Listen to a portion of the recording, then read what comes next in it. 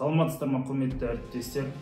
Бұл жерге жиналып отырған себебіміз, бізге үлкен тапсырма берілді. Белгілі бір белгілерді көрсетеді, соны жіктеуіміз қажет. Қаламыздағы ең мықты кәсіби, білімді маман болғандықтан сіздерді шақырып отырмын. Яғни біздер берілген белгілерді дискретті және үздіксіз өзгергіштіктің екі формасы бойынша жіктеуіміз қажет. Дискретті өзгергіштік популяциядағы белгілердің нұсқасы шектеулі болумен сипатталады. Даралар арасындағы айырмашылық анық көрінеді. Аралық нұсқасы немесе аралық формасы жоқ.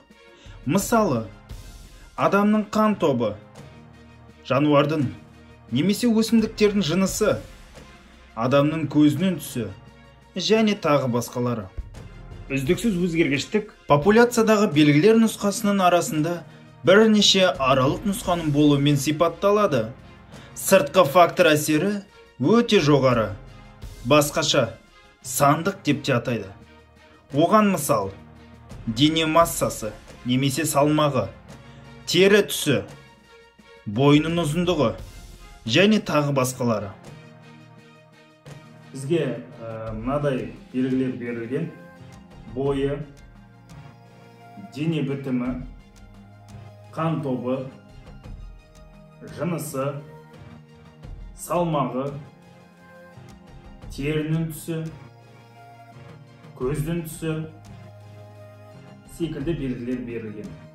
Соларды жіктеуіміз қажет. Егер белгілер дәл тапсақ, бізге қымбат, бағалы, таптырмайтын зат береді. Кетті ендеше. Белгілерді көрсетіңіздер. Адамның бойының әр түрлі болуы.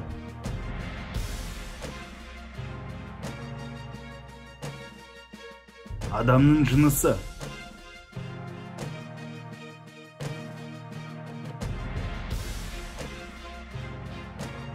Адамның салмағы немесе массасы.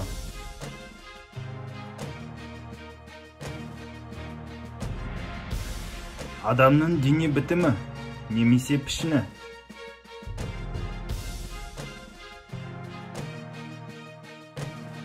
Адамның қан тобы.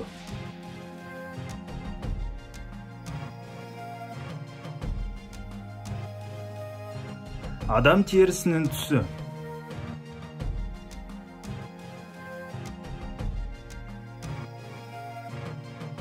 Адам көзінің түсі.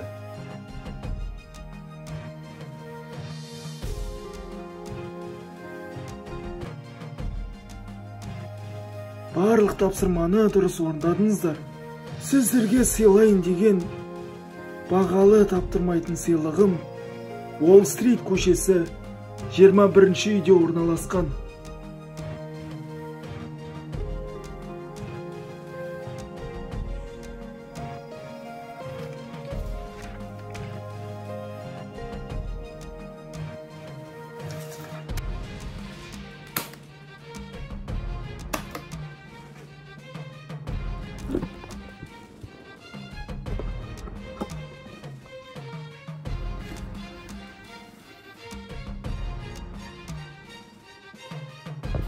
Шеф, мына жақта біреудің іздерін таптық.